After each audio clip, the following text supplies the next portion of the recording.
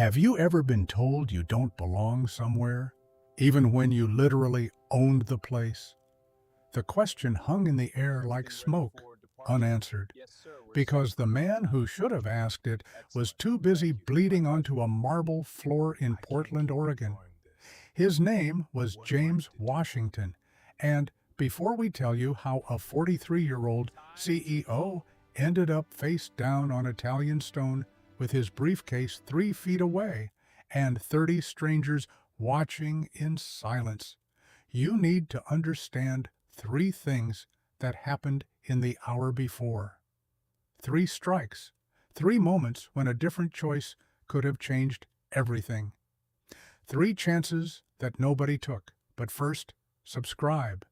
Because what comes next, the private jet, the phone call, the 6 careers that ended before the engines cooled, you're not going to want to miss a single second of it. James woke at 4:30 in the morning because his body didn't know how to do anything else. 43 years of discipline had carved that rhythm into him the way water carves stone, slow and permanent and impossible to undo. The alarm on his phone never sounded. He was always awake before it had the chance.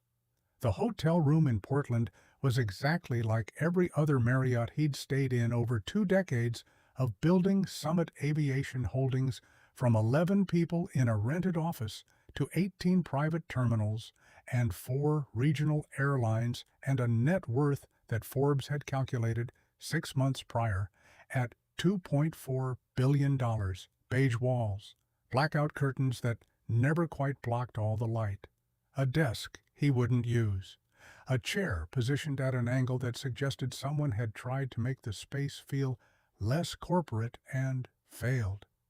He sat on the edge of the bed for 30 seconds, no more, letting his mind surface from sleep into the shape of the day ahead. Then he stood, walked to the bathroom, and looked at himself in the mirror with the particular attention of a man who understood that how people saw him would determine whether they listened to what he said. Dark skin, close-cropped hair going gray at the temples, eyes that his mother had always said carried too much weight for someone his age, even when he was 9, and sitting across from her at the kitchen table after a teacher had humiliated him in front of his entire class. Features that were unremarkable in the way that mattered most to him. They didn't announce anything. They didn't demand attention. They let him move through the world as a man first, and everything else second, which was all he'd ever wanted and less than he'd ever gotten. He showered, he shaved, he dressed in the clothes he'd laid out the night before with the same care he applied to everything that mattered. A hoodie, gray, Loro Piana cashmere that had cost $900 and looked from 10 feet away like something you could buy at Target for $30. Jeans, dark, tailored, but not obviously so. Sneakers, white, slightly scuffed, because new shoes drew eyes, and he'd learned decades ago that being invisible was sometimes the most powerful position in a room. On his wrist, the only thing that betrayed any history, a Casio G-Shock with a resin band that his father had given him the day he turned 18. The watch had cost $47 in 1999. James had replaced the band 3 times. The crystal was scratched. The digital display had a stuck pixel in the upper right corner. He owned 6 other watches, including a Patek Philippe that had been a gift from the board when Summit Aviation went public. He wore the G-Shock every day because his father had worn it for 11 years before handing it over, and because the watch reminded him that value and cost were not the same thing. He checked out of the hotel at 5:45. The lobby was empty except for a young man behind the desk who looked up from his phone long enough to process the keycard return and wished James a good morning in the particular tone of someone who was working the graveyard shift and didn't expect a response. James stopped at the Starbucks 3 blocks away, the one that opened at 5:30 to catch the early commuters, and ordered a black coffee and a plain bagel. No cream cheese, no butter. The barista was a woman in her 50s with tired eyes and hands that moved with the efficiency of someone who'd made 10,000 drinks and would make 10,000 more. She didn't look at him twice. He paid with his phone, left $2 in the tip jar, and ate standing up at the narrow counter by the window while Portland woke up around him in shades of gray and drizzle. By 6:15, he was in the back of an Uber heading toward Cascade Private Aviation Terminal on the northeast edge of the city. The driver was a man in his 30s who asked once if James was comfortable with the temperature, and then, blessedly, said nothing else for the entire 23-minute drive. James watched the city scroll past through rain-streaked glass and thought about the meeting in Seattle that was the only thing standing between Summit Aviation and the largest merger in the company's history. $240 million, 18 months of negotiation, 5 CEOs sitting around a table at 10 o'clock this morning, and if James wasn't in that room when the conversation started, the deal would collapse. Not because he was irreplaceable, nobody was, but because his absence would signal uncertainty, and uncertainty in a $250 million merger was blood in the water. He'd scheduled the private jet for this exact reason. November Tango 744, a Gulfstream G55. Oh, that Summit Aviation lease to executives who needed to move faster than commercial airlines allowed was already on approach from San Francisco. Wheels down at 7:40, engines spooled and pre-flight complete by 8. Wheels up by 8:15, in Seattle by 9:30, in the conference room with 30 minutes to spare. The math worked. It always worked when you built in enough margin for the things you couldn't control. What James hadn't built in margin for was the things that shouldn't have needed margin at all. The Uber pulled up to the main entrance of Cascade Private Aviation Terminal at 6:38. James thanked the driver, stepped out into the cold drizzle of a Portland March morning, and walked through glass doors into a space that was designed to communicate a very specific message. You have arrived somewhere that matters. Marble floors, recessed lighting, a reception desk of dark wood that curved in a way that suggested both welcome and exclusivity. Leather chairs arranged in clusters near floor-to-ceiling windows that overlooked the private ramp where jets sat like expensive toys. 2 staff members in matching dark blazers moving with the quiet efficiency of people who understood that their job was to be present without being intrusive. James had used this terminal 3 times before, twice the previous year, once in January. He knew the woman behind the reception desk. Her name was Diana, and she smiled when she saw him the way people smile when they recognize someone without quite remembering from where. "Good morning, Mr. Washington. Good morning." He started toward the lounge area where he planned to sit, answer a few emails, and wait for the call that his aircraft was ready. He made it about 30 feet. "Excuse me." The voice came from his left, sharp and clipped, the kind of voice that was used to being obeyed. James slowed, but didn't stop because the voice hadn't said his name, and he'd learned long ago that "excuse me" in a certain tone was usually meant for someone else. "Hey, excuse me, sir." He stopped. He turned. The man walking toward him was somewhere in his mid-50s, with a thick build going soft around the middle, and a face that was red from either exertion or permanent irritation. He wore a dark blazer with a small silver pin on the lapel that marked him as a shift supervisor. His name tag said Gary Coleman. He walked with the particular authority of someone who had power over a small space and intended to use it. James waited, patient, still. Gary stopped about 4 feet away and looked James up and down with a look that James had been receiving since he was 22 years old, and first started climbing into rooms where people who looked like him were expected to be carrying trays, not sitting at tables. The look that measured you by something other than what you were wearing or what you carried. The look that started with your skin and worked backward from there. This is a private terminal, I know, for authorized passengers only. I'm aware. Gary's jaw tightened. He hadn't expected calm. He'd expected fumbling or aggression, something he could escalate or dismiss. What he got instead was a man who looked back at him with absolute stillness and gave him nothing to work with. "Can I see your boarding pass?" James reached into his pocket and produced his phone. 3 taps, and the boarding pass filled the screen.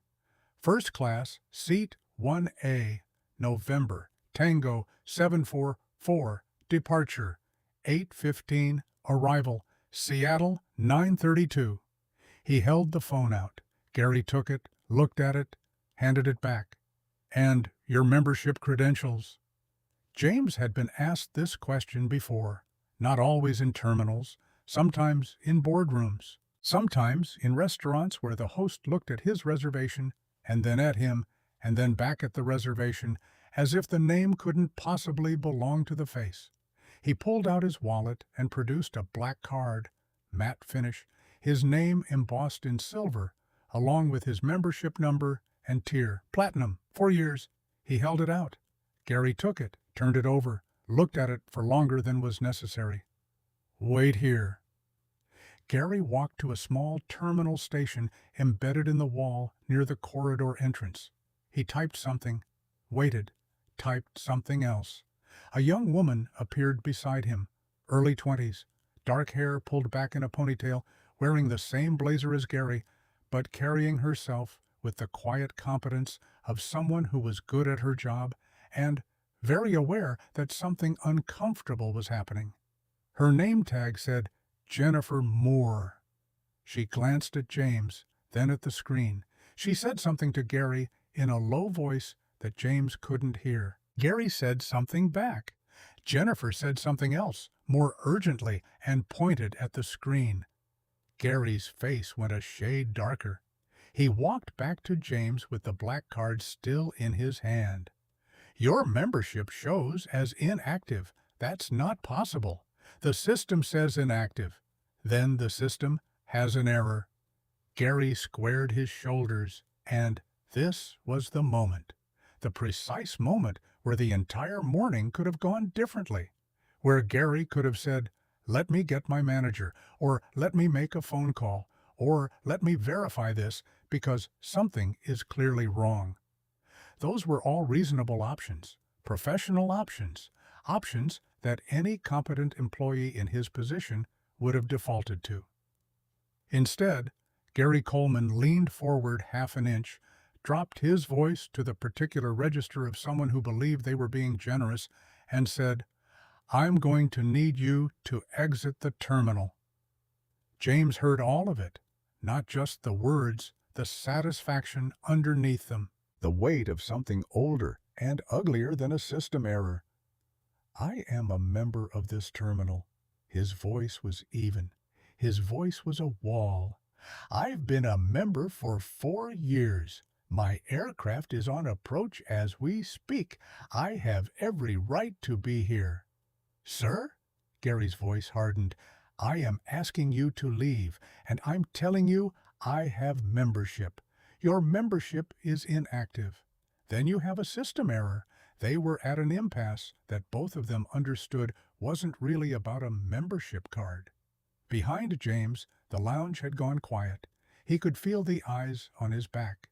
Conversations that had been flowing softly had stopped. There was a particular quality to the silence of people pretending not to watch something they absolutely were watching. Gary straightened to his full height. He was maybe an inch taller than James. He made the most of it. "This terminal," his voice louder now, louder than was necessary, louder than was professional, louder in the specific way that people speak when they want an audience, "is for authorized passengers only. If you cannot provide valid credentials, I am within my rights to ask you to leave." James looked at him for a long moment. He thought about his father. He thought about the G-Shock on his wrist with the stuck pixel and the replaced band. He thought about 100 rooms and 100 moments and 100 versions of this same conversation with 100 different men in 100 different blazers, all of them absolutely certain that they knew exactly who James Washington was the moment they looked at him. He took the black card from Gary's outstretched hand. Slowly, he put it back in his wallet. He picked up his briefcase. He turned around. He walked toward the exit. Behind him, he heard Gary say something to Jennifer Moore. He didn't hear the words. He didn't need to. He walked through the glass doors and into the gray Portland morning, and stood on the curb and felt the cold air on his face and the drizzle that was more mist than rain. And then he pulled out his phone. Kenneth Taylor picked up on the first ring. Kenneth had worked for James for 7 years. Kenneth knew what a phone call at 6:43 in the morning meant, and Kenneth knew better than to ask questions before James had finished explaining. "I need you to call Cascade Aviation, not the terminal desk. Operations. I need the director's name and direct number in the next 4 minutes." Kenneth didn't ask why. Kenneth said, "On it," and the line went dead. James stood on the curb and let himself have 30 seconds. 30 seconds of pure, burning, white-hot anger that sat in his chest like a coal and filled his throat and made his hands shake in a way that no one watching would have seen, because he'd spent 43 years learning how to hold things that were trying to burn their way out. He earned those 30 seconds. He'd been earning them his whole life. He let the anger sit. He breathed through it. He put it somewhere he could find it later when he needed it, and when he needed it, it would be fuel instead of fire. And then it was gone. Not erased, not forgotten, stored. Kenneth called back in 3 minutes and 14 seconds. Sandra Vaughn, operations director. He rattled off a number. James memorized it in the 2 seconds it took Kenneth to say it, then hung up and dialed. She answered on the second ring, and James heard immediately in her voice the particular alertness of someone who was already aware that something had gone wrong somewhere in her building and was waiting for the other shoe to drop. "Mr. Washington, Ms. Vaughn, I was just informed of an incident at the terminal. I am so sorry. I'm not sure what occurred, but I am going to find out right now. Are you still on property? I'm outside. Please don't go anywhere. I will be there in 2 minutes." She was there in 90 seconds. Sandra Vaughn was a small woman in her late 40s with steel gray hair, cut close, and the bearing of someone who had managed airport operations for 25 years and had developed a very low tolerance for incompetence. She came through the glass doors at a pace that wasn't quite running, but was as close as professional dignity allowed. When she found James on the curb, she extended her hand and shook his with both of hers and apologized before he could say anything. "Mr. Washington, I am deeply, deeply sorry. There was a system migration 3 days ago that caused a subset of Platinum memberships to flag incorrectly as inactive. We identified the error yesterday morning and sent notifications, but the update did not propagate to all terminal stations. That is our failure. Completely and entirely our failure. Your employee was aware there might be an error?" Sandra's jaw tightened in a way that told James everything he needed to know. "I am going to look into exactly what he was told and when." He wasn't interested in finding out whether there was an error. James kept his voice level. He wasn't interested in making a call or getting a manager or doing any of the things that would have taken 30 seconds to resolve this. He was interested in removing me from the building. Sandra Vaughn looked at James without looking away, and when she spoke, her voice carried the weight of someone who understood exactly what he was telling her and wasn't going to pretend otherwise. I understand what you're saying. I want to be clear that I hear you. A crackle came from the radio, clipped to Sandra's shoulder. A voice said, November Tango 744 is on the ground. His jet had landed. Sandra turned back to James. Please come inside. You will have access to our premier suite for the duration of your wait, and I will personally ensure that everything is taken care of. James looked through the glass one more time. Gary Coleman had stationed himself near the corridor entrance again, arms folded, wearing the expression of a man who believed he had handled something correctly and was waiting for someone to confirm it. He was talking to another staff member, gesturing with one hand. Then he looked toward the doors. He saw Sandra standing next to James. He saw the way she was standing, slightly deferential, her body language communicating apology and respect in equal measure. And James watched the exact moment the understanding arrived in Gary's face, watched the recalculation happening in real time, watched the color beginning to drain. James walked back through the glass doors. The terminal went quiet again, but it was a different quiet this time. It was the quiet of 30 people who had witnessed something and were now witnessing the sequel. And the sequel was nothing like what they had expected.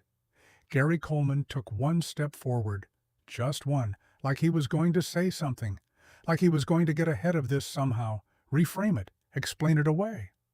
Sandra Vaughn looked at him, just looked at him. Whatever was on her face stopped him where he stood. James walked past him without a glance. He walked to the leather chair nearest the window. He sat down. He set his briefcase beside him. He pulled out his phone, opened his email, and returned to the work he had been planning to do before any of this happened. Jennifer Moore appeared beside him 30 seconds later with a cup of coffee. Good coffee, not the industrial sludge that most terminals served. She set it on the table next to his chair and said quietly, just to him, I tried to tell him. I pulled up the system notification about the error, and I showed it to him before he went over to you. I just wanted you to know that. James looked at her. He saw someone young enough that this job still mattered, that doing the right thing still felt like something worth risking, and he felt something tighten in his chest that wasn't anger. Thank you, Jennifer. She nodded and moved away, and James wrapped both hands around the coffee cup and felt the warmth of it, and looked out the window where his jet was taxiing slowly toward the private ramp, its white fuselage catching the pale morning light. Somewhere behind him, he could hear the muffled sound of Gary Coleman being asked to come to a supervisor's office.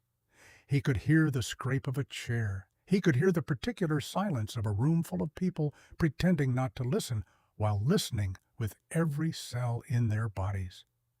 James took a sip of the coffee. It was excellent. His phone buzzed. Kenneth, with an update on the Seattle meeting. The first session had been pushed back 20 minutes, which actually worked better. His 11 o'clock was confirmed. His 2 p.m. had added 2 new attendees from legal. Kenneth had also, without being asked, begun putting together a written account of the morning's incident with time stamps, in case James wanted to pursue anything formally. James typed back, "Thank you. Hold on to that." He thought about his father. He thought about the kitchen table when he was 9 years old and had come home from school with a story about a teacher who had called on him in class, asked him a question about the reading, and then, when James gave the correct answer, told him he must have gotten lucky, because boys like him usually didn't pay attention. His father had sat across from him with his big hands folded on the table and his face carrying the particular stillness that James would later learn was the face of a man deciding whether to be angry at the world or generous with his son. His father had chosen generous. Son, there are 2 kinds of people in this world, The kind who need to make themselves tall by making you small, and the kind who don't need anything from you at all because they already know who they are. You be the second kind, always. James had carried that for 34 years, through every room that went quiet when he walked in. Through every table he had to earn his way to 3 times before they'd set a place. Through every Gary Coleman who looked at him and made a calculation that had nothing to do with the content of his character and everything to do with the color of his skin. He took another sip of the coffee and looked at his phone. 7:41. His pilots would be completing their pre-flight checks. By 8, they'd be ready for him to board. Through the window, he watched 2 members of his flight crew walking across the tarmac toward the terminal entrance. Andre, his pilot, who had been flying for James for 5 years and knew exactly 3 jokes that he rotated through with the precision of a man who believed in consistency. And Luis, the co-pilot, who said very little but flew with the kind of attention to detail that made the silence feel competent rather than awkward. They came through the side entrance, and Andre spotted James immediately. He crossed the room in a few strides and said, "Morning, boss. Ready when you are. Give me 10 minutes." Andre glanced around the room once, the way pilots do when they're assessing whether something is wrong, and then he looked back at James and said quietly, "Everything good?" James looked at him. "Everything is fine." And then, after a pause, "There was a situation." Andre waited. "It's being handled." Andre nodded once, said, "Understood," and went to the bar to get himself a coffee, leaving James to his 10 minutes. The terminal had returned to something like its normal rhythm. Conversations had resumed. A man by the window had gone back to his newspaper. A woman across the room was on the phone, talking low and fast, the ordinary motion of people moving through their mornings. But there was a space near the corridor entrance that was empty now, a space where Gary Coleman had been standing before Sandra Vaughn came through those doors. And somewhere in the back offices of this terminal, in a room James would never see, a conversation was happening that Gary Coleman had not been prepared for. James thought about that for a moment, not with satisfaction exactly, with something more complicated than satisfaction, with the awareness that this was not a victory, this was not justice, this was a man sitting in a leather chair in a private aviation terminal because he had the resources and the reputation to make a phone call that most people who went through what he had just gone through could not make. That Jennifer Moore, who had tried to stop it before it started, would clock out tonight without anyone knowing what she had done except James and Gary and Sandra. And tomorrow she'd come back and do her job and hope that the next time she tried to do the right thing, someone would listen. That the system error which had flagged his membership as inactive would have been used to remove 100 people before James Washington, if James Washington had not been the person it happened to. He thought about all of that. He let himself think about it clearly and without flinching. And then he picked up his briefcase. He stood. He straightened his hoodie.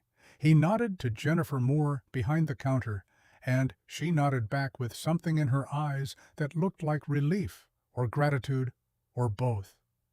He walked to the side door where Andre and Luis were waiting, and the 3 of them walked out onto the tarmac together toward the white aircraft with the morning light on it. James Washington boarded his jet. He took his seat. He pulled out the papers for his first meeting in Seattle, the $240 million merger that would either happen or not happen, depending on whether 5 CEOs could agree on terms that protected everyone's interests while serving no one's ego. The engines came to life beneath him, and the jet that no one in that terminal had expected began to move. The engines were still humming beneath him when James Washington made the first call, not to his lawyer, not to his board, not to the 6 journalists who had his personal number and would have run the story in 20 minutes flat. He called his mother. She picked up on the 3rd ring the way she always did, like she had been awake for hours already, which she had been because Dorothy Washington had not slept past 5:30 in 40 years and did not intend to start now. Baby, just that one word, and somehow she already knew. I am on the jet. You sound like your father when he's holding something down. James was quiet for a moment. The air at 32,000 feet had a particular quality to it, thin and pressurized and somehow cleaner than the air on the ground, and he breathed it in and let it fill his lungs before he spoke. Someone put their hands on me today, Mama, Mama. The silence on the other end of the line was not the silence of shock. It was the silence of a woman who had been waiting for some version of this phone call since the day her son was born into a world that had already decided what it thought of him before he could speak. Tell me. So he told her, all of it. Gary Coleman and the system error that wasn't really an error because Jennifer Moore had shown him the notification and he'd ignored it.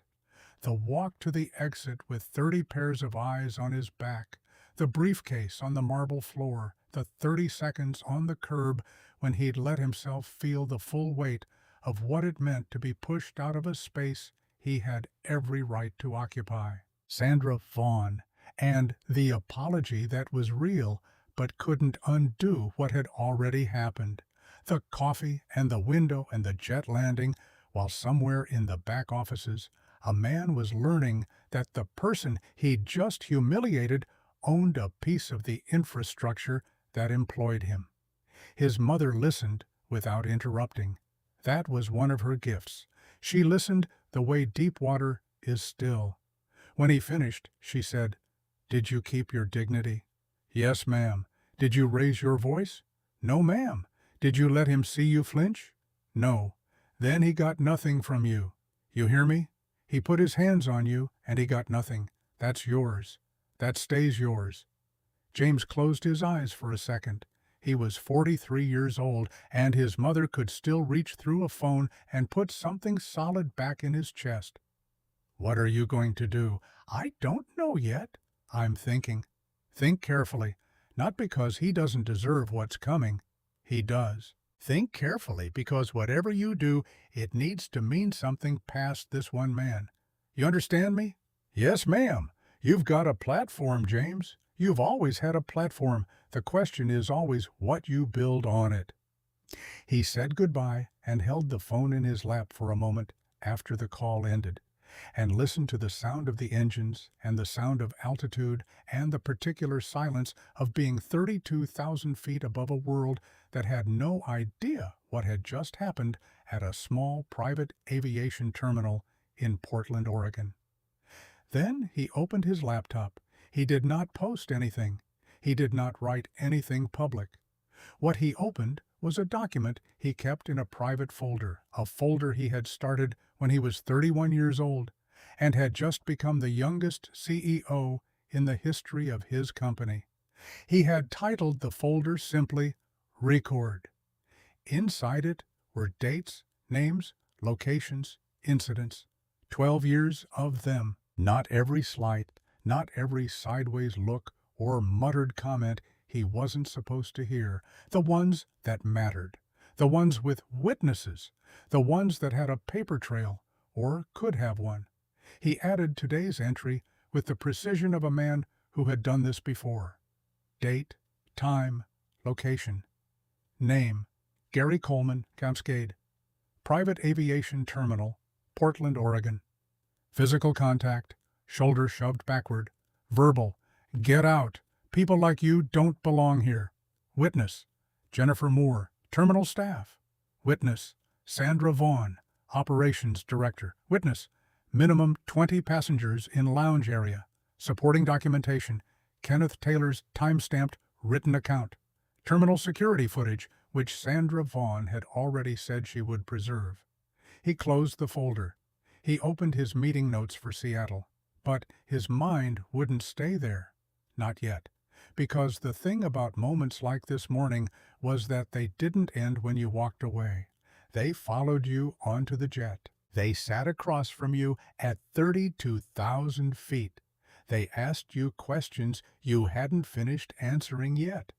And the biggest question, the one that had been sitting in James's chest since he picked his briefcase up off that marble floor, was the one his mother had named without naming it directly. What does this mean past this one man? He was still holding that question when his phone buzzed. Kenneth again. James read the message twice. Then he read it a third time.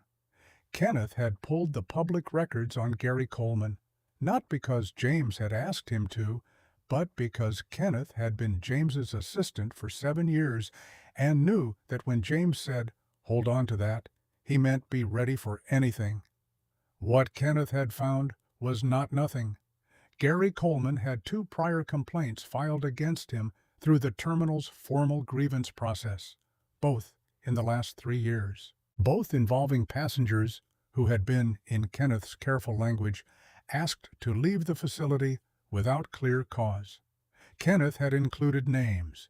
Kenneth had included dates. James set the phone down.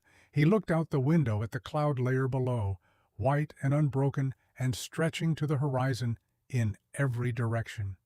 2 prior complaints.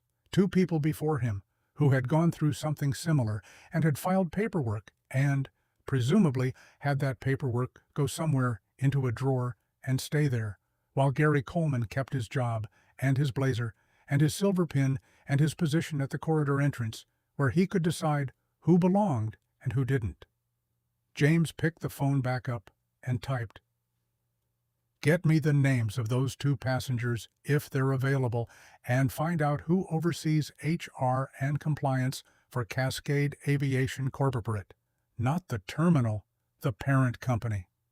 Kenneth responded in under 2 minutes with a name. The head of compliance for the parent company, Pacific Sky Aviation Group, was a man named Jonathan Reed. Kenneth had included a direct email. James thought about Sandra Vaughn. He thought about what she had said. "I understand what you're saying. I want to be clear that I hear you." He thought about whether she had known about the prior complaints. He thought about whether knowing about them and leaving Gary Coleman in that position constituted something beyond a single bad employee making a single bad decision on a single gray morning. He thought about the word systemic. He turned it over the way you turn over a stone to see what lies under it. And then, because his first meeting was in 40 minutes, and he was a man who had learned to hold more than one thing at a time, he went back to his meeting notes and stayed there. The Seattle meetings went the way Seattle meetings go when you are James Washington, and you have spent 20 years being the most prepared person in every room you enter. He moved through them with the part of his mind that ran on rails, the part that had been trained and sharpened and tested until it functioned even when the rest of him was carrying something heavy. His partners at the table saw nothing. They saw what they always saw, a man in a $900 hoodie who listened twice as long as he spoke and asked questions that made people realize they hadn't thought all the way to the bottom of their own ideas. He was in his second meeting, a smaller one, just 4 people around a table, when his phone buzzed twice in a row. He ignored it the first time. The second buzz came 30 seconds later. He flipped it over. Both messages from Kenneth. The first said, "One of the 2 prior complainants has been located. She wants to talk." The second said, "The story is already out. Someone in that terminal posted about it this morning." James kept his face neutral. He set the phone face down again. He said something about the third quarter projections that made the woman across the table write something down. He held the meeting for its remaining 12 minutes and was present for every one of them. When it ended, he stepped into the hallway and called Kenneth. "How bad? It's moving fast. Someone posted a video. It's not great quality, but you can hear him. You can hear him say it." James closed his eyes for 1 second. "What's the view count? When I checked 4 minutes ago, it was at 60,000. It's going to be a lot more than that by the time we're done talking. 60,000 in 4 hours. From a video shot on someone's phone in a small private aviation terminal in Portland. James knew what 60,000 views in 4 hours meant. He'd been in the communications world long enough to understand the physics of viral content. It didn't slow down from here. It only moved one direction. Pull it up. I want to see it.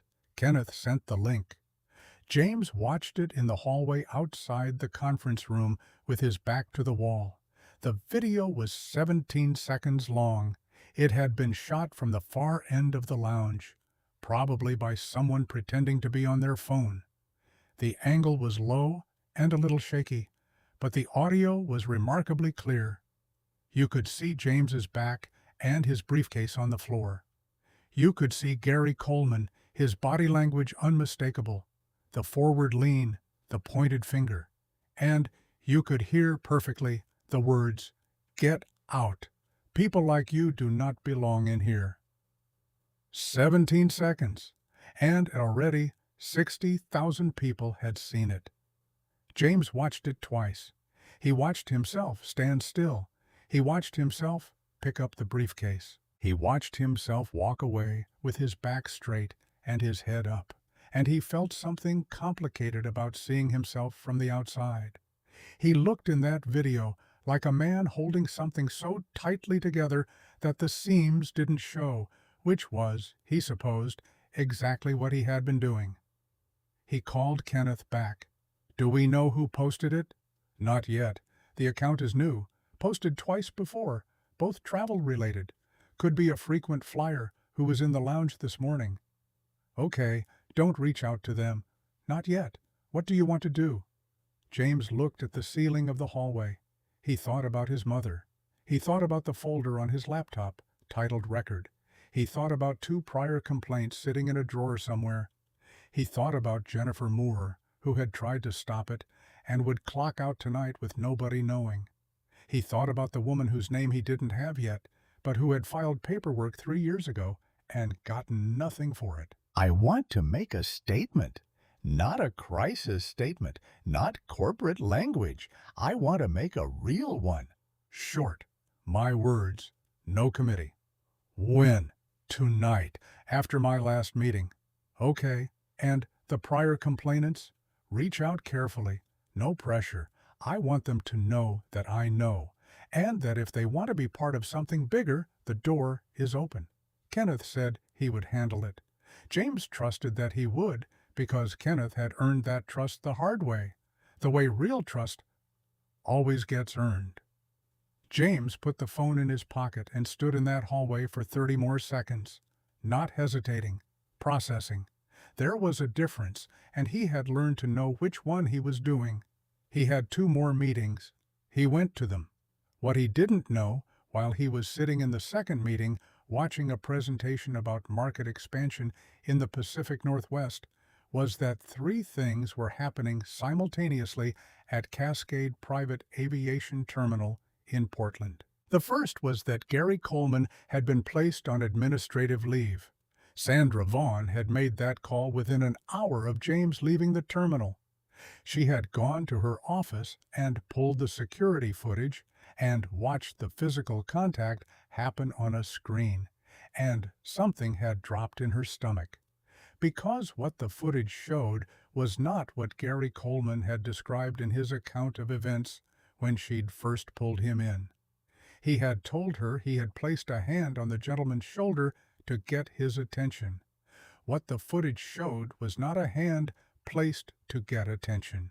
What it showed was a shove, deliberate, forceful, designed to send a message. Sandra Vaughn had been running operations for 22 years. She had dealt with difficult employees and difficult passengers and difficult situations that required judgment calls she didn't enjoy making. She had never, in 22 years, had a security camera show her what she was looking at now. She placed the administrative leave call before lunch. The second thing happening was that Jonathan Reed, the head of compliance at Pacific Sky Aviation Group, had received an email, not from James, not yet, from someone else, from a reporter at a Seattle-based business publication who had seen the video and was requesting comment before running a story. Jonathan Reed had not been expecting this email. Jonathan Reed was having a very bad afternoon. The third thing happening was that Jennifer Moore had spoken to Sandra Vaughn and had told her what she had told James, that she had shown Gary the system notification, that he had seen it, that he had gone over to James anyway. Jennifer had been nervous saying it. She had held her hands together and kept her voice level and said everything that needed to be said. And Sandra Vaughn had listened and thanked her and then sat very still for a moment. Because the difference between an employee who made a mistake because of a system error and an employee who knew about the system error and proceeded anyway was not a small difference. It was the entire difference.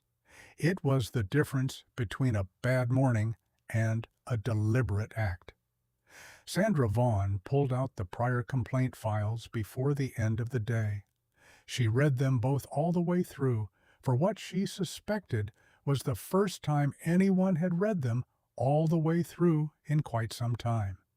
She sat with them and felt something that was not just professional concern.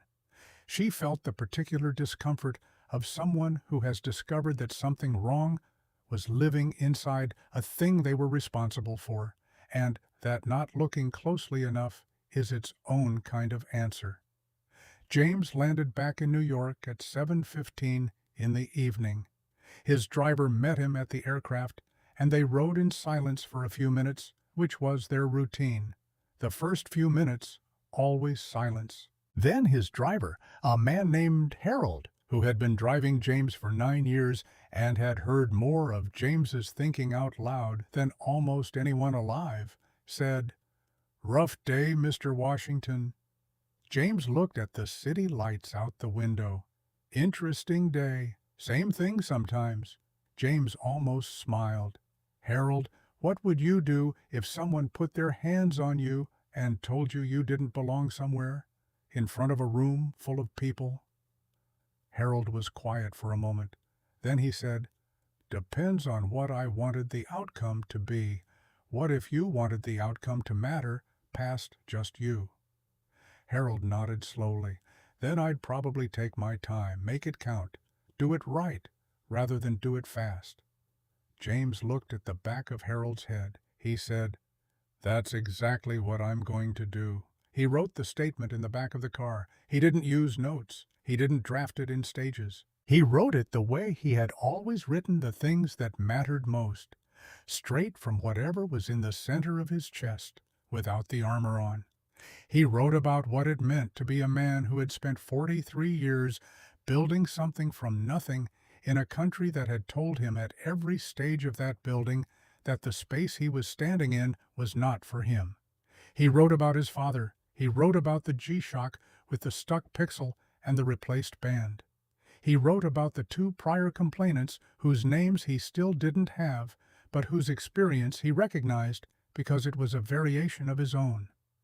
He wrote about Jennifer Moore, not by name, but in the shape of what she had done, a small act of conscience in a moment when it would have been easier and safer to say nothing. He wrote about what he wanted to happen next, not punishment, not a viral moment, not a trending hashtag that burned bright for 3 days and disappeared. He wrote about what he actually wanted, which was accountability with a long enough timeline to mean something, which was policy change, which was the kind of conversation that doesn't happen in the comments section but in the boardroom of Pacific Sky Aviation Group, where Jonathan Reed was presumably still having a very bad afternoon. He read it back once. He changed 4 words. He sent it to Kenneth. Kenneth called in 2 minutes. "This is strong. Is it too much?" "No. It's exactly right. It's the right length and the right tone, and it says the thing without saying it cheap. Post it." The statement went up at 8:47 p.m. Eastern Time. By midnight, it had been shared 40,000 times. By the following morning, the name Gary Coleman was everywhere, and the name James Washington was everywhere beside it, but in a different register. Not the register of a man who had been humiliated and was asking for sympathy. The register of a man who had been shoved onto a marble floor and walked back in through the front door anyway, and was now standing in the middle of the room with everything he had built around him like a quiet and unanswerable argument. His phone didn't stop. He didn't answer most of it. He answered 3 calls that night, one from his mother, one from a man who had been his mentor for 20 years and called only when something genuinely mattered, and one from a number he didn't recognize, a woman's voice, slightly uncertain, who said, "Mr. Washington, my name is Patricia Freeman. I filed a complaint with Cascade Aviation Terminal in Portland 2 years ago. Your assistant reached out to me today." She paused. "I just wanted to say that I'm glad you're not letting this go." James sat in his home office with the city lights spread out below him and said, "Ms. Freeman, neither are you. That complaint you filed mattered. It matters right now. I wanted you to know that." She was quiet for a moment. Then she said, "Nobody's ever said that to me before. They should have, a long time ago." He sat there after the call, in the quiet of his office, with his laptop open and the statement on the screen and the comment section filling up with strangers from places he had never been. People who were telling him that they recognized this, that they had lived some version of this, that they were glad someone who had the platform to make noise was choosing to make the kind of noise that built something rather than just burned something down. He thought about what his mother had said. "You've got a platform. The question is always what you build on it." He thought about Gary Coleman, probably home by now, probably in a house somewhere in Portland, where the weight of the day was settling on him in a very different way. James didn't hate Gary Coleman. That was the honest truth. Hating Gary Coleman would have required giving Gary Coleman something James had decided a long time ago not to give to anyone who looked at him that way. Hating Gary Coleman would have made Gary Coleman the center of the story, and Gary Coleman was not the center of the story. James Washington was the center of the story, had always been, would remain so. He closed the laptop. He looked at the watch on his wrist, the worn resin band, the clean digital face with its stuck pixel. He thought about his father. He thought about something his father used to say when James came home from a hard day as a kid, before James had the vocabulary to name why the days were hard. His father would say, "They can put you out of a room, son. They cannot put you out of yourself." James had been 11 when he first heard that.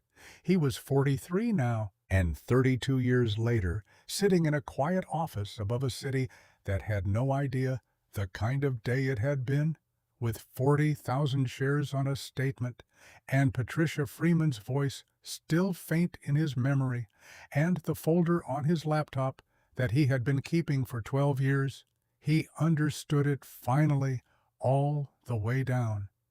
They had put him out of a room, and here he still was.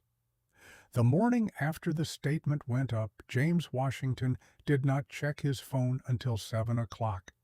That was a discipline he had built over years, the same way he had built everything else, deliberately, with intention, because he had learned early that the man who wakes up and immediately hands his first conscious hour to the noise of other people's reactions is not a man who is running his day. He is a man being run by it. So he made his coffee. He sat by the window. He read 12 pages of a book he had been working through for 3 weeks. He let his mind settle into the morning before he let the morning's noise in. At 7 o'clock, he picked up the phone. The statement had 214,000 shares. He set the phone face down. He finished his coffee. Then he picked it up again and called Kenneth. Kenneth answered like a man who had not slept. "It's everywhere. Every major outlet has picked it up. The video has 3.2 million views. Your statement has been quoted in full by at least 6 national publications, and my phone has not stopped since 5 a.m. What are they asking for? Interviews. Comment. Your availability for television? 3 morning shows, 2 podcasts. The Atlantic wants a long-form piece. Kenneth paused, and Jonathan Reed's office called. James was quiet. His assistant called, technically, left a message last night at 11:42, said Mr. Reed would like to speak with Mr. Washington at his earliest convenience. 11:42. That's a man who was awake at 11:42 because he couldn't sleep. That's my Reed, too. Don't call him back yet. How long do we wait? Until I've talked to Patricia Freeman again, and the second complainant. Do we have a name yet? Yes. His name is Ryan Martinez. He's an architect based in Seattle.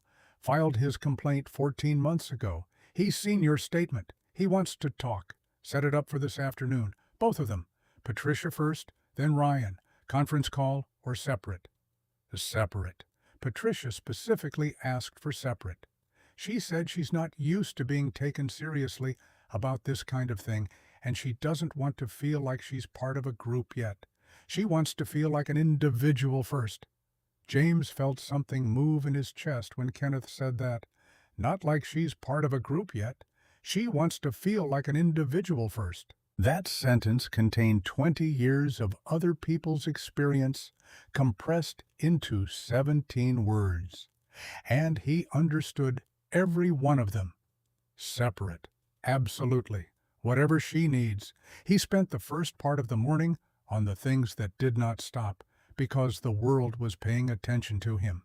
His company had 1,200 employees and 31 active projects and a board that met in 6 days and a quarterly report that didn't care about viral videos. He moved through his morning calls with the precision that his team expected, asking the right questions, making the right decisions, approving the things that needed approval, and pushing back on the things that needed pushing back. He was present. He was sharp. He did not let the noise bleed into the work. But at 9:47, something changed. Kenneth called and said, Gary Coleman gave an interview. The floor shifted slightly under James's feet, though he was sitting down. To who? A local Portland news station. It went up 40 minutes ago. It's already being picked up nationally. Send it to me. The video was 4 minutes and 11 seconds. Gary Coleman was sitting in what appeared to be his living room. He was wearing a collared shirt and had the look of a man who had been coached by someone, or had tried to coach himself, into a particular presentation. His hands were folded, his voice was measured, and what he said in those 4 minutes and 11 seconds was carefully designed to accomplish one specific thing. He said there had been a misunderstanding. He said the terminal had been experiencing security concerns that morning, and he had been asked by management to verify all passenger credentials. He said when Mr. Washington's membership came up inactive, he had followed standard protocol. He said the physical contact, if it occurred, was incidental, a matter of trying to get a passenger's attention in a busy terminal. He said he had 31 years in the aviation industry and had never discriminated against anyone. He said the word misunderstanding 4 times in 4 minutes. And at the end, eyes steady, voice still measured, he said, I know what people are saying about me. I know what they think I did. And I want to say clearly that I respect all passengers equally, regardless of their background. James watched the whole thing without expression. Then he watched it again. The second time through, he noticed something he had missed the first time. At 1 minute and 43 seconds, when Gary Coleman talked about management asking him to verify credentials, his eyes moved just slightly, just for a fraction of a second, down and to the left, which was the direction eyes move when a person is constructing something rather than retrieving it. James had spent 20 years in boardrooms. He had sat across from people who were lying to him in every register and variation that lying comes in. He knew what construction looked like. He called Kenneth back, pulled the internal communications from the terminal for yesterday morning, any emails or messages between Coleman and his supervisors before the incident. Sandra Vaughn said she'd cooperate. Already on it. She sent over an initial package an hour ago. I was going to bring it up when we debriefed this afternoon, but I can walk you through it now. Kenneth had the package open. He walked James through it. The emails were operational, routine, the kind of back and forth that a terminal generates on any given morning. Schedules and gate assignments and catering updates. Nothing that said, verify all credentials. Nothing that said, heightened security protocol. Nothing that matched the story Gary Coleman had just told in his living room to a Portland news camera.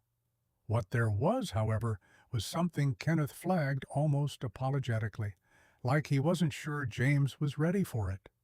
At 7:03 a.m., which is 14 minutes before the incident, Gary Coleman sent a message to a colleague, not through the official terminal communication system, through his personal phone. We only have it because his colleague forwarded it to Sandra Vaughn after she heard what had happened. She thought Vaughn should know. Read it. Kenneth read it. The message said, "Got a situation at the front. Some guy in a suit who doesn't look like he belongs. Going to deal with it." The room was very quiet. Some guy in a suit who doesn't look like he belongs.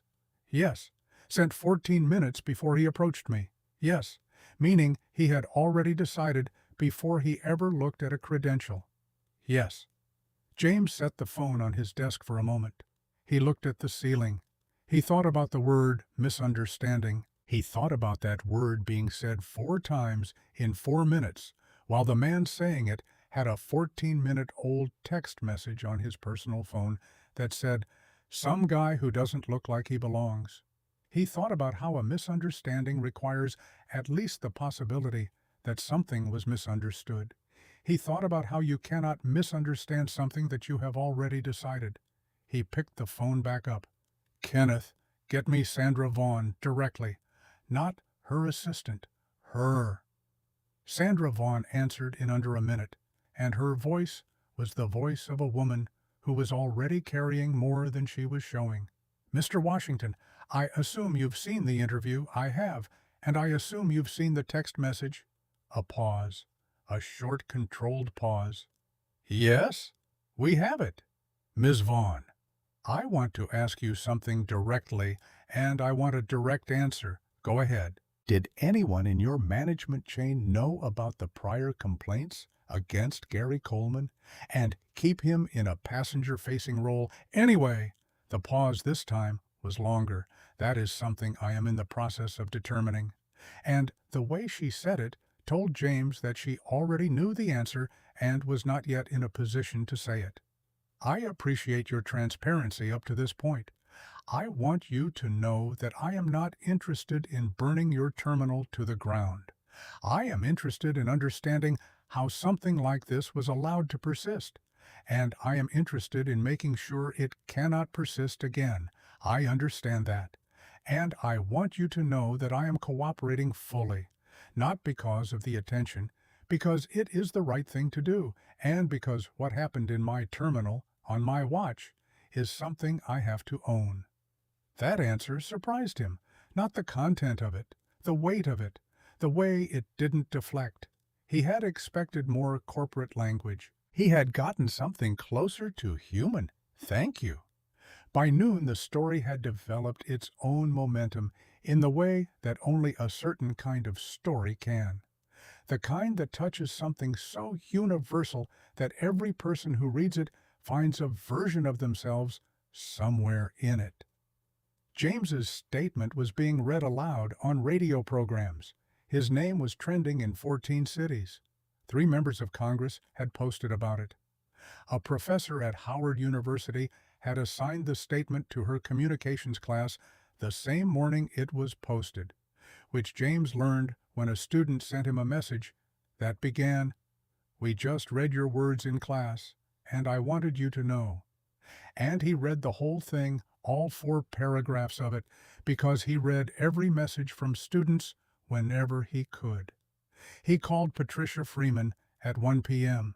She answered cautiously, the way people answer when they have been let down enough times that caution has become their first language. She was 59 years old, retired from 20 years in healthcare administration, and had been passing through Cascade 2 years ago when Gary Coleman had stopped her and told her that the lounge was for premium members only, despite the fact that her membership was current and valid, and had spoken to her in a tone, she said, that she would not have used to speak to a stray animal.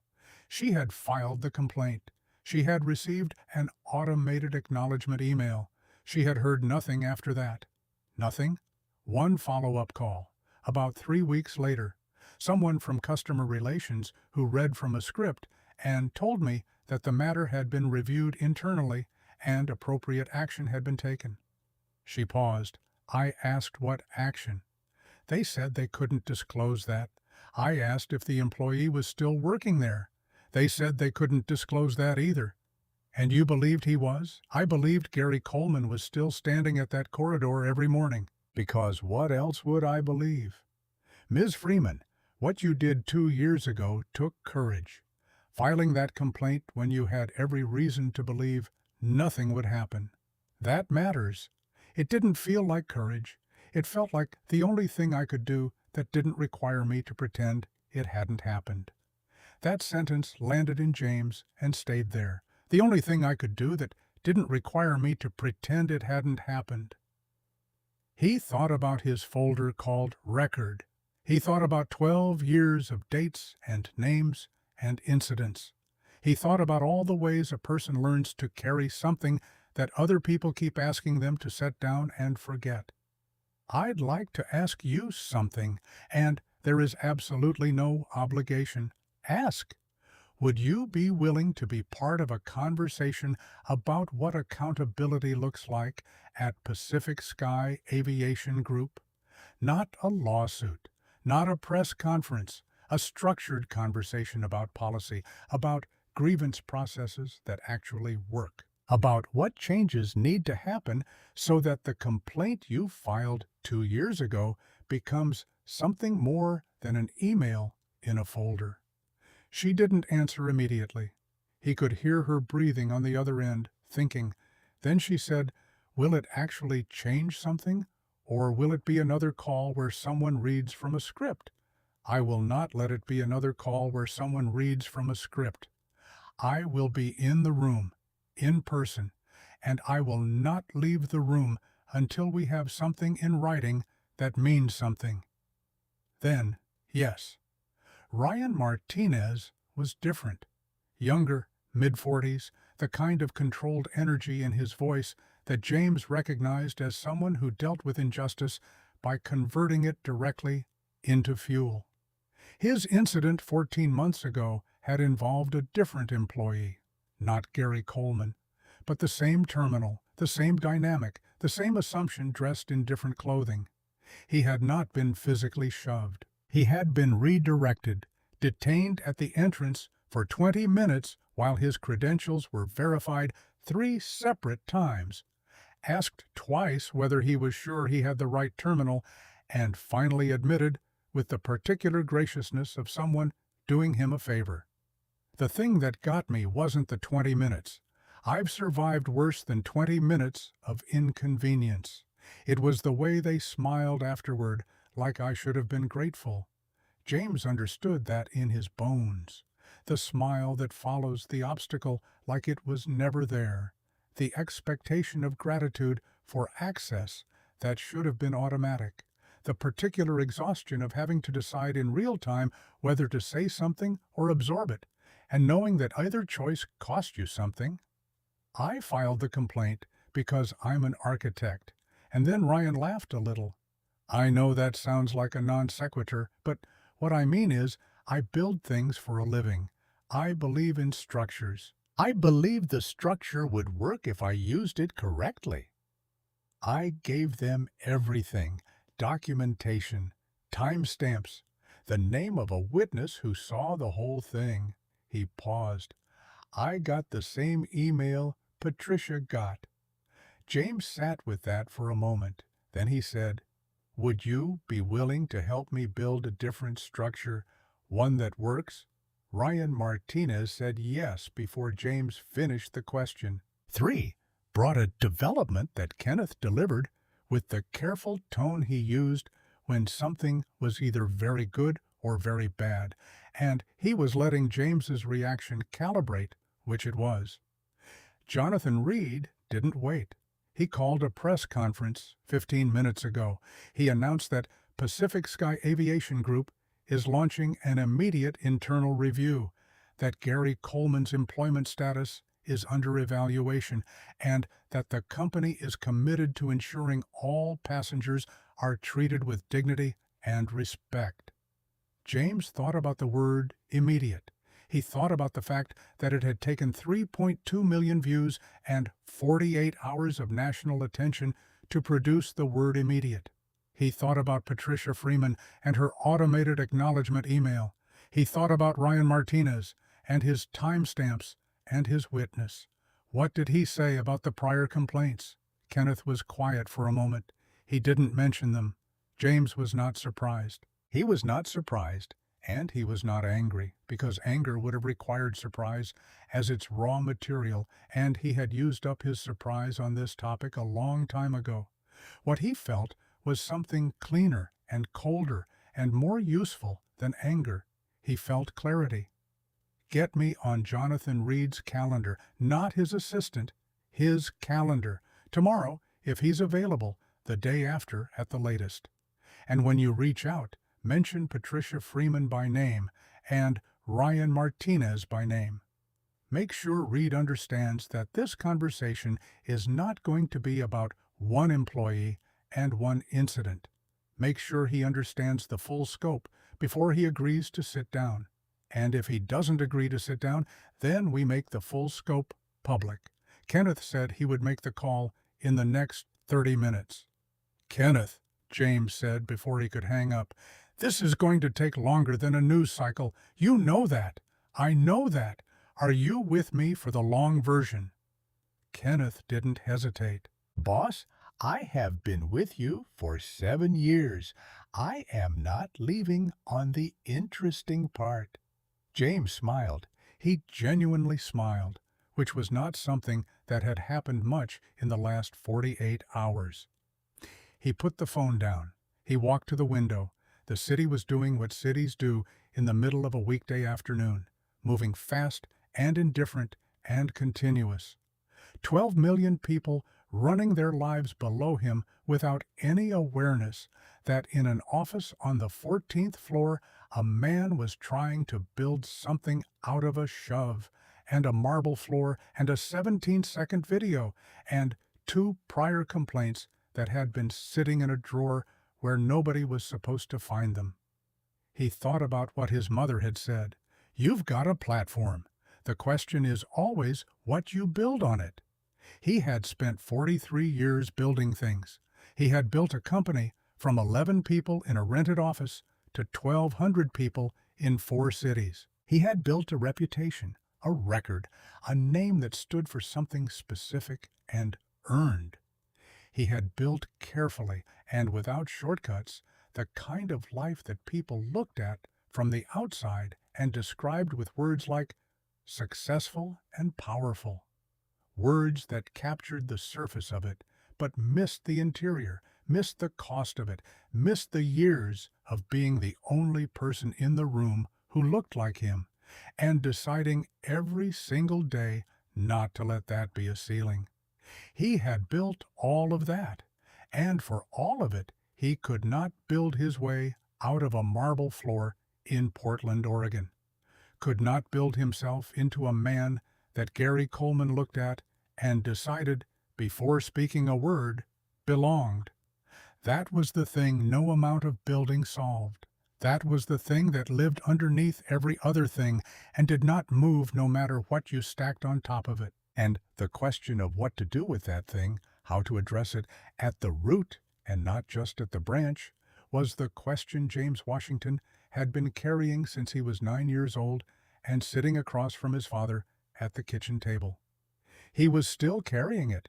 He would probably carry it for the rest of his life, but he was no longer carrying it quietly. His phone buzzed. Kenneth, already. Jonathan Reed agreed to meet tomorrow in New York. Reed is flying in from Seattle tonight. James read the message twice. A man flying across the country overnight to sit across from him, not because of a complaint, because of what happens when complaints are ignored long enough, because of what happens when the wrong person, or really the right person, ends up on that marble floor. He typed back, "Confirm it," and "Get Patricia and Ryan on the phone tonight. They need to know before it goes any further." Then he stood at the window a little longer. The city moved below him. He thought about Gary Coleman, and about the text message, and about the word misunderstanding said 4 times in 4 minutes, and about the smile that follows the obstacle like it was never there. He thought about his father's watch on his wrist.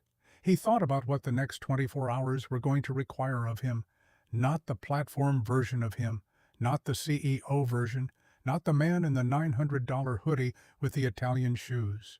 The actual version, the one that had been 9 years old at a kitchen table and had been carrying a very specific weight ever since. That version was ready. That version had been ready for a long time.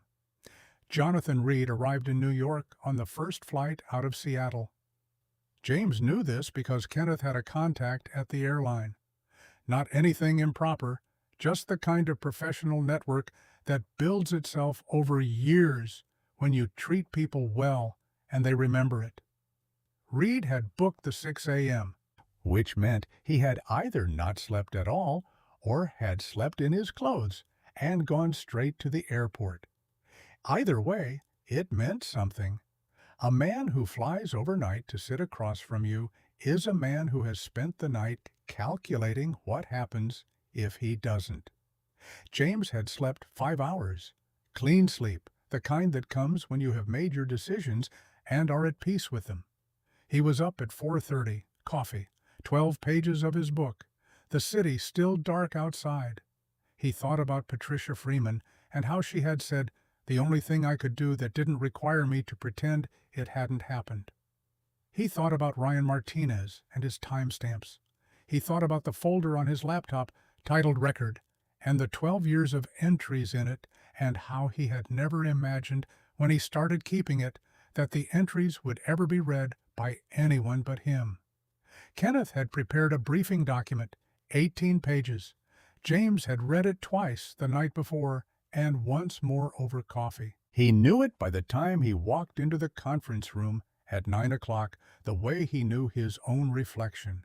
Every complaint, every date, every name, the text message, the security footage, the system notification that Jennifer Moore had shown Gary Coleman before he crossed that room. 18 pages of what happens when a grievance process exists on paper and nowhere else. Jonathan Reed was already there when James arrived. That was the first thing James noticed. Reed had arrived early, which could have meant eagerness or anxiety, or the desire to establish territorial comfort in a room that was not his. He was standing when James walked in, which was either courtesy or the inability to sit still.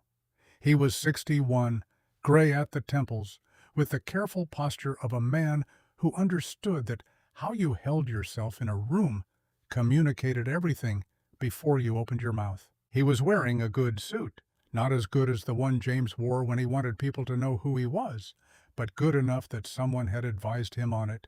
He extended his hand immediately. "Mr. Washington, thank you for agreeing to meet." James shook it. "Thank you for coming."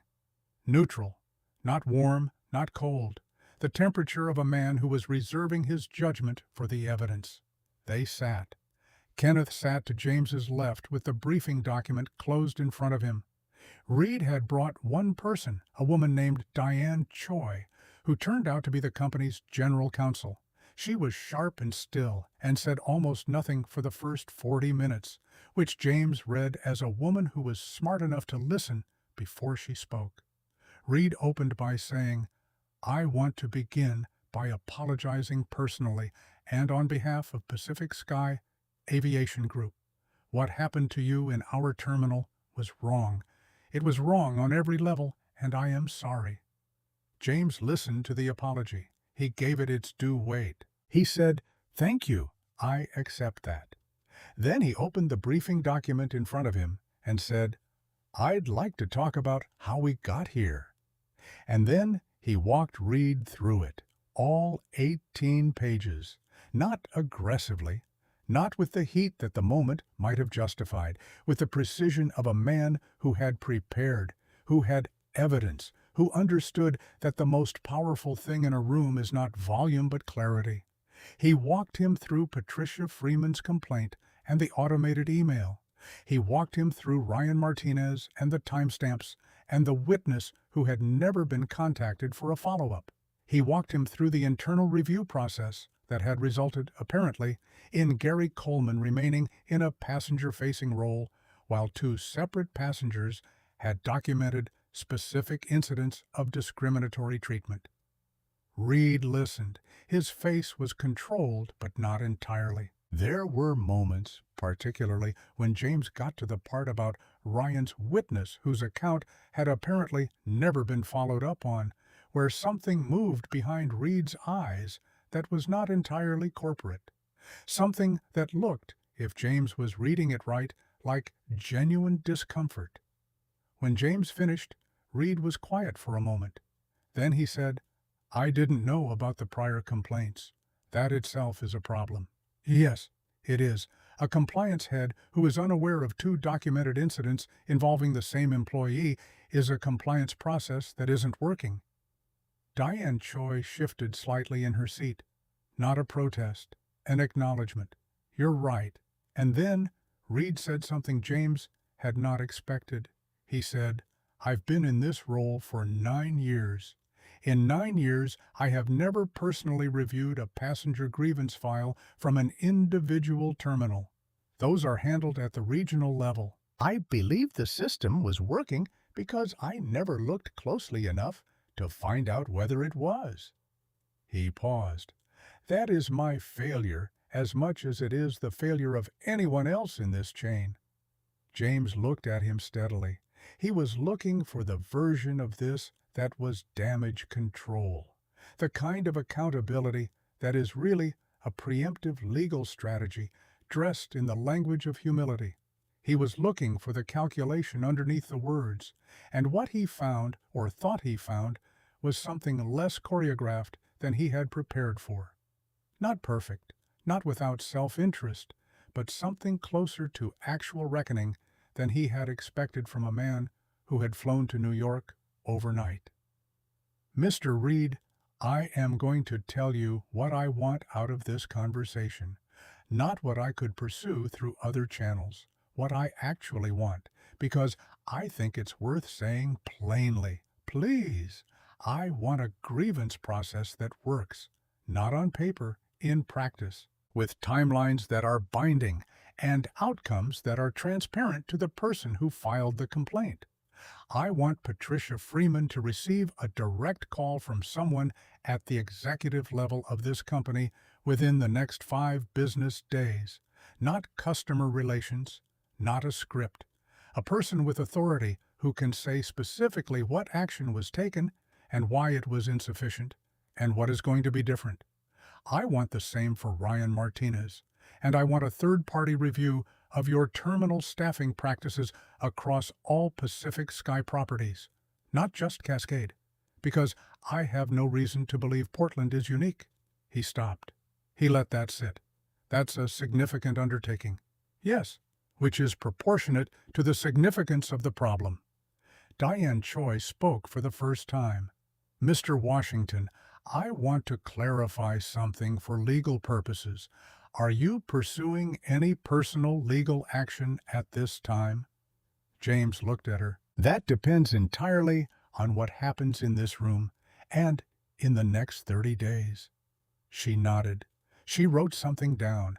It was the kind of writing down that means noted, not dismissed. They talked for another 90 minutes. James did not raise his voice once. He did not need to. The 18 pages did the work that volume would have made smaller. By the end of the meeting, Reed had agreed to 3 things in writing. Not a press release, not a statement, an actual letter of commitment that Diane Choi drafted on her laptop while they sat there and printed on hotel stationery because Kenneth had thought to bring a portable printer. And Diane Choi had laughed for the first time when he produced it. Third-party audit of grievance processes across all 18 Pacific Sky terminals within 60 days. Direct executive outreach to Patricia Freeman and Ryan Martinez within 5 business days. And a formal acknowledgement in writing that Gary Coleman's behavior on the morning of the incident was inconsistent with company values, and that his prior complaints had not been handled with appropriate diligence. James read the letter 3 times before he signed his name as a witness to Reed's signature. He read it the way he read every contract, looking for the gaps, the places where language could later be interpreted to mean less than it said. When he was satisfied, he signed. Reed capped his pen and looked at James with something that was not quite relief and not quite respect, but was somewhere between the two. The expression of a man who had come into a room expecting a fight and had discovered that the person across from him was not interested in winning a fight, was interested in winning something else entirely. "I want to ask you something," Reed said, "off the record." "There is no off the record in this conversation." Reed accepted that. He asked anyway. "When you walked back into that terminal after being removed and you sat down in that chair and waited for your jet, what were you thinking?" James looked at him for a long moment. He thought about how to answer. He thought about his father's watch. He thought about the coal in his chest and putting it somewhere useful. "I was thinking about how much it cost to hold it together. And I was thinking that every person who has been in that position and didn't have the platform or the resources to do what I've done in the last 48 hours paid that same cost and got nothing for it." Reed was quiet. "That's what this is about. Not me. The version of this that happens to someone who can't call Sandra Vaughn, who doesn't have Kenneth, who files the complaint and gets the automated email, and that's the end of it. That's the version that has to stop." After Reed and Diane Choi left, James sat alone in the conference room for about 10 minutes. Kenneth waited outside without being asked to. The quiet was different from the quiet that had been following James around for 3 days. This quiet had something resolved in it, not complete, not finished, but one layer down from where it had been. He thought about Gary Coleman. He thought about the letter of commitment that was now in Kenneth's briefcase. He thought about whether Gary Coleman would keep his job, and decided that was not his decision to make and not the one that mattered most. The decision that mattered most was whether the next person who walked into a Pacific Sky terminal would have a functional grievance process waiting for them if they needed it. That was the architecture of the thing. That was what Ryan Martinez, the architect, would understand. His phone buzzed at 12:17 p.m. It was a number he didn't recognize.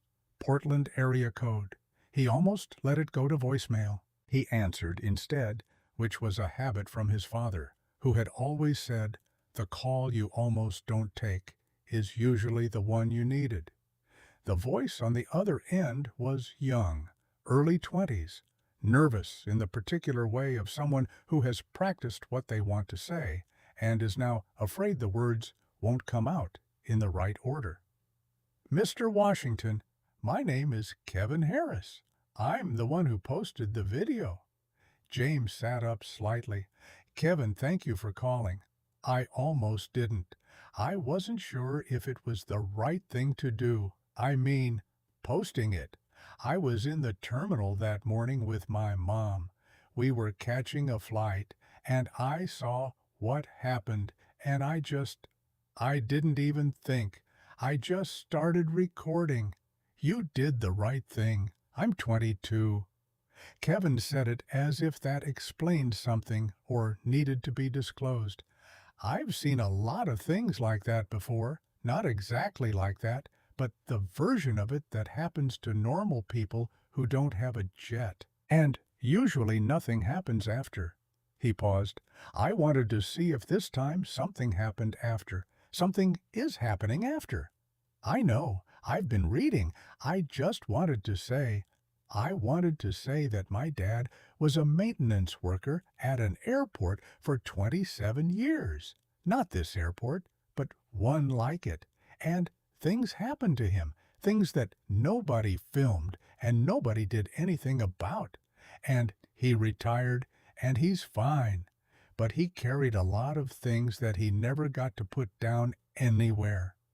His voice had gone slightly unsteady. Not breaking, just carrying weight. I just wanted to say that I posted the video for him too, even though he doesn't know I did. The conference room was very still. Kevin, tell your father. A pause. What? Tell him. That's a conversation you should have. Tell him what you did and why. Men carry things they shouldn't have to carry alone. Don't let him carry that alone if you can help it. The pause this time was the kind that has texture to it. The kind where something is being absorbed. Okay. Very quietly. Okay, I will. After the call, Kenneth came back into the room. He looked at James's face and didn't ask what the call had been about. He set a bottle of water on the table and sat down and waited. Kenneth, how many messages have come in since the statement went up, across all channels? Estimated 14,000. I want to read 100 of them, not the press ones, not the media requests, the ones from regular people. Kenneth looked at him steadily. That's going to take a while, I know. Set me up with 100. Screen for safety, not for tone. I want the real ones, not the ones that are easy to read. Kenneth nodded and pulled out his laptop. What James read over the next 2 hours was not comfortable and was not designed to be. He read a woman in Atlanta who had been removed from a business-class lounge 3 years ago while her white colleague stood and watched and said nothing because he was afraid of making it worse, and she had never told him that his silence had cost her something she had never gotten back. He read a man in Minneapolis who was a pediatric surgeon and had been followed through a luxury hotel lobby by security twice in 1 year and had started wearing his hospital ID badge everywhere he went, even to dinner, because it was the only way to make strangers comfortable enough to leave him alone. And the humiliation of needing to do that had never once stopped feeling like humiliation, just because he'd gotten used to it. He read a teenager in Houston who wrote 2 sentences. My dad cried when he read your statement. He never cries. He read every word of each one. At 3:45, Kenneth said quietly, You don't have to read all 100 today. I know. He kept reading. At 4:30, James put the laptop down and looked at Kenneth. We're going to create a foundation. Kenneth looked at him. A formal one, properly funded, focused on 3 things. Grievance advocacy for people who've experienced discrimination in public accommodations and don't have the resources to navigate it alone. Policy reform work with transportation and hospitality companies. Not punitive, collaborative, the way today went when Reed was willing to be honest.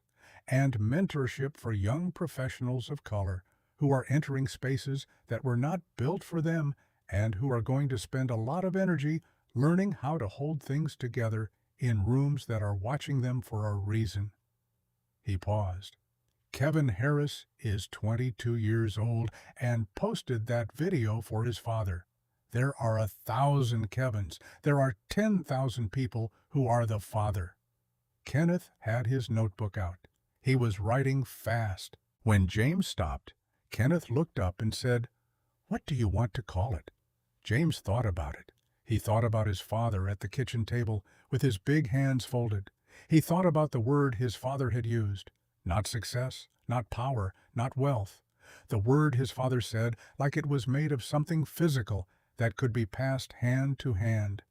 We'll call it belong, just that one word. Kenneth wrote it down. He looked at it on the page. That's right. I want the infrastructure started within 30 days. Use whatever you need. Pull in legal. Pull in Diane from communications. Bring in someone who knows nonprofit structure. I want it real, not a press release.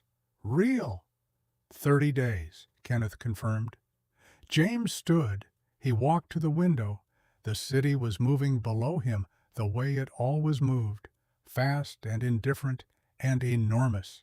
12 million lives that did not know and did not need to know what had been decided in a conference room on the 14th floor. But some of those lives, maybe not 12 million of them, but some, were going to be different because of what had been decided here today. Not immediately, not overnight. Things built for the long run do not show their shape immediately, but they show it eventually. That was the whole point of building for the long run. His phone buzzed one more time. Sandra Vaughn, he answered. Mr. Washington, I wanted to let you know personally before it was released publicly.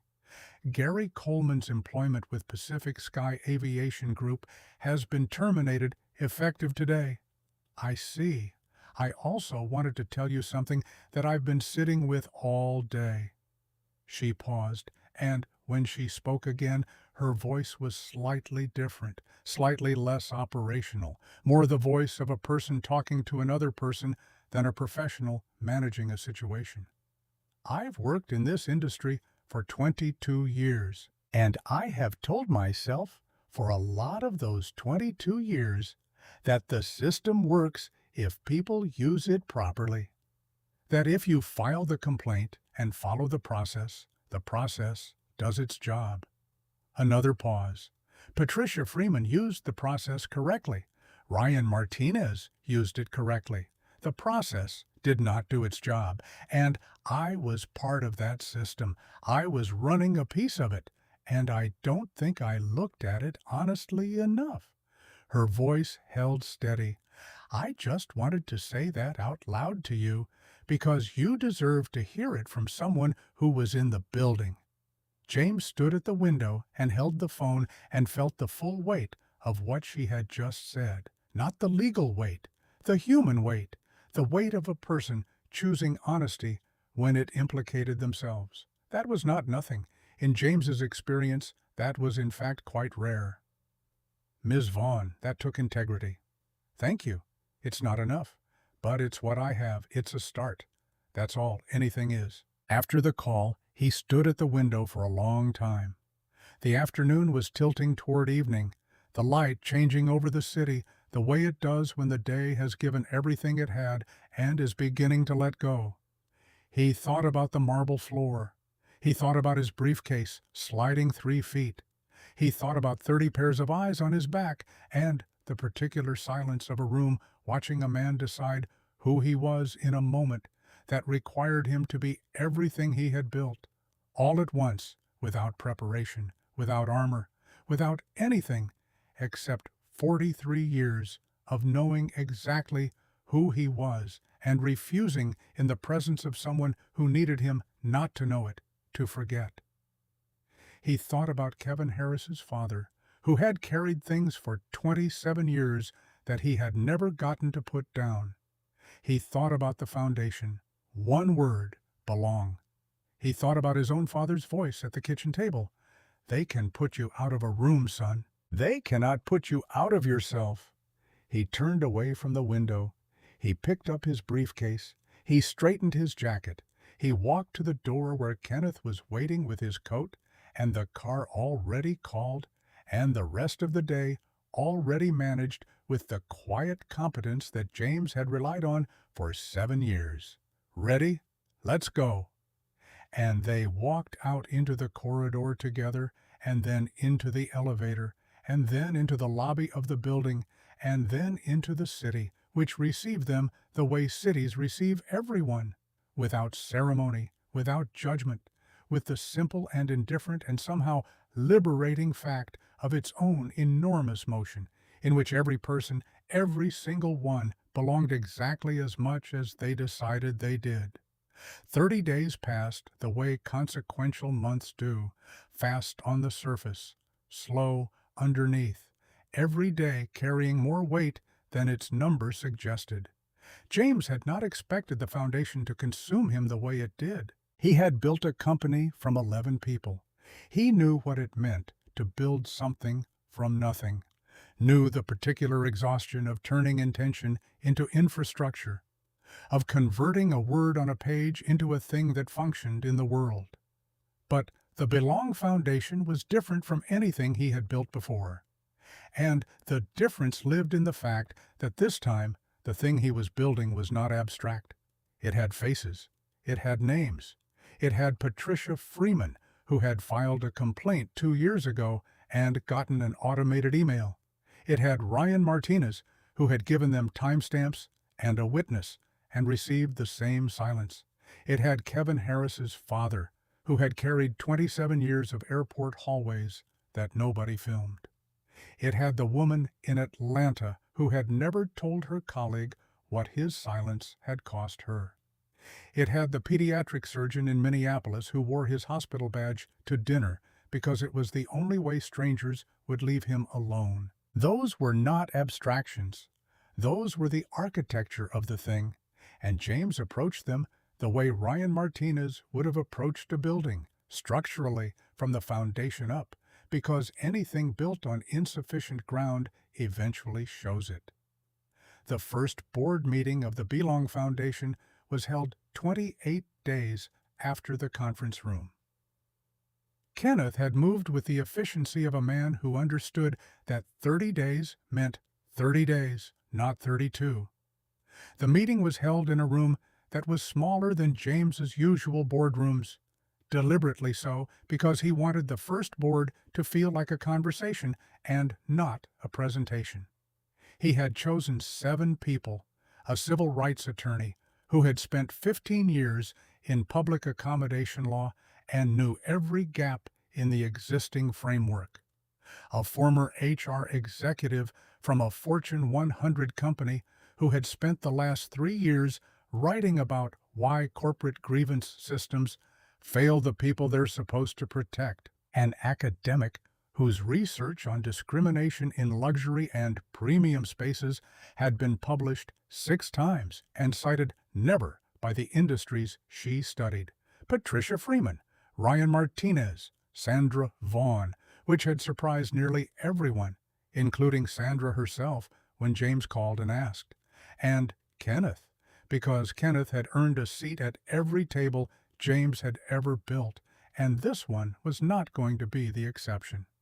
Sandra Vaughn had been quiet on the phone when James asked her, not the quiet of someone calculating whether to accept, the quiet of someone who genuinely had not seen it coming and needed a moment to locate themselves in the surprise.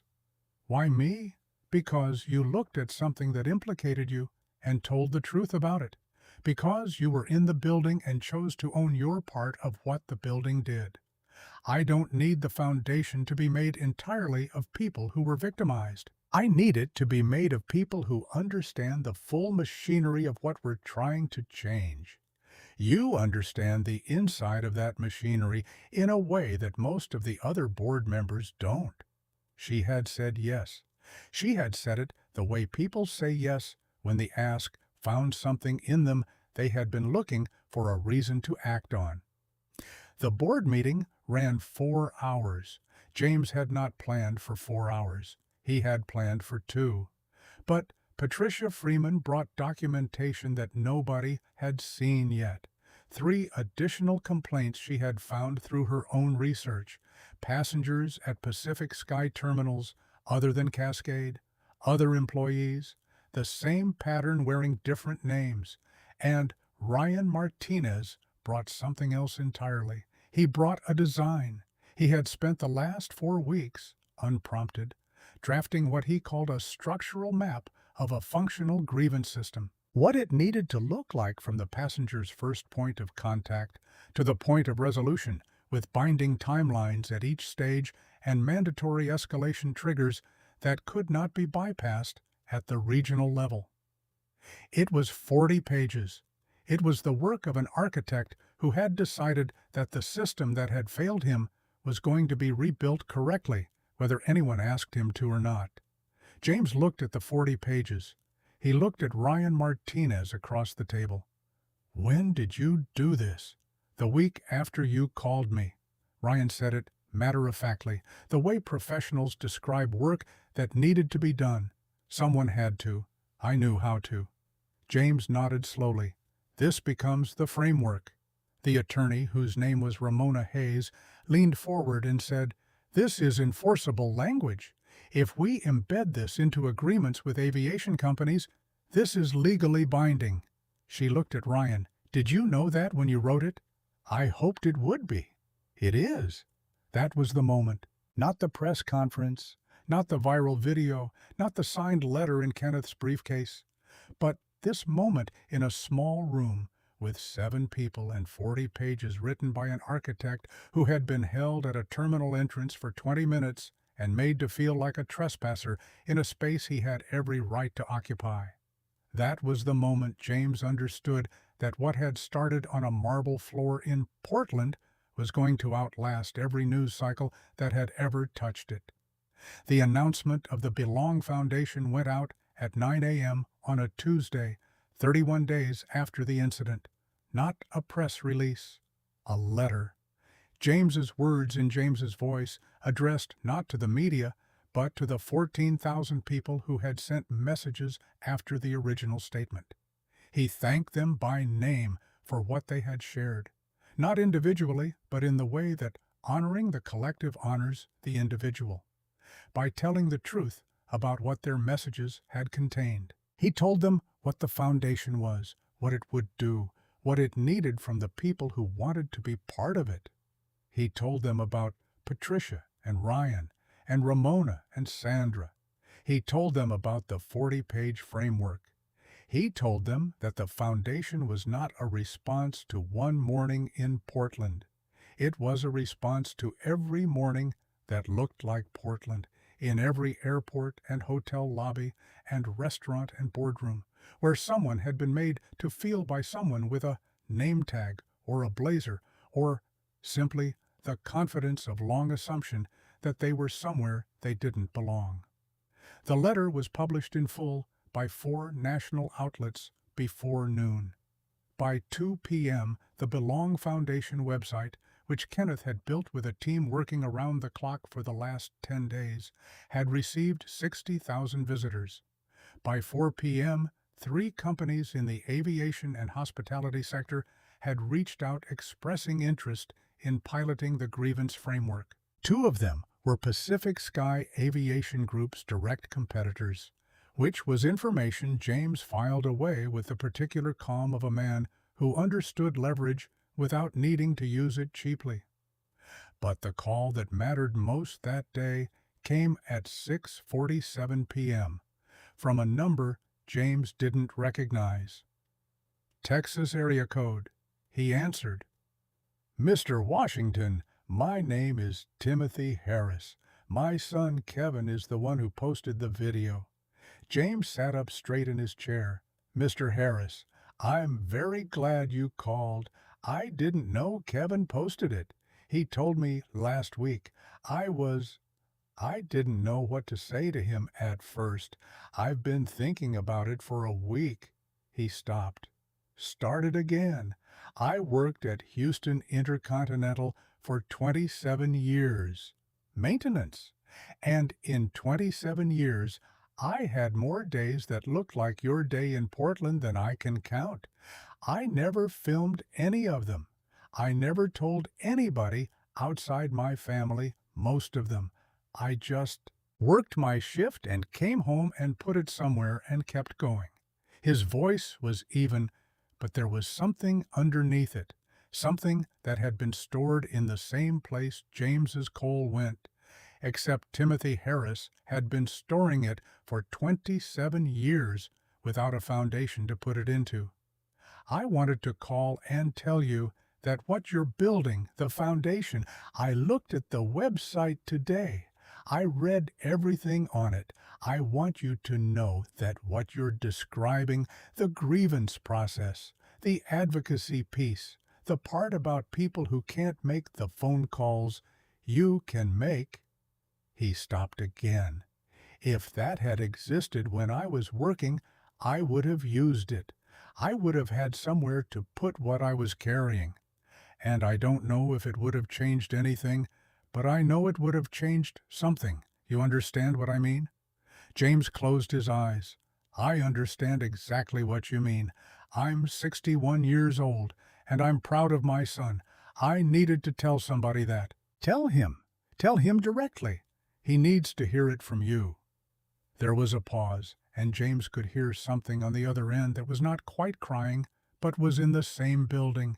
I already did this morning.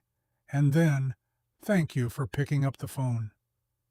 James sat in the silence after the call for a long time. He didn't move. He didn't reach for his laptop or check his messages. He just sat with the weight of what 61 years of swallowed mourning sounded like when they finally found an exit. And he held it, the way you hold something that is both heavy and necessary to hold.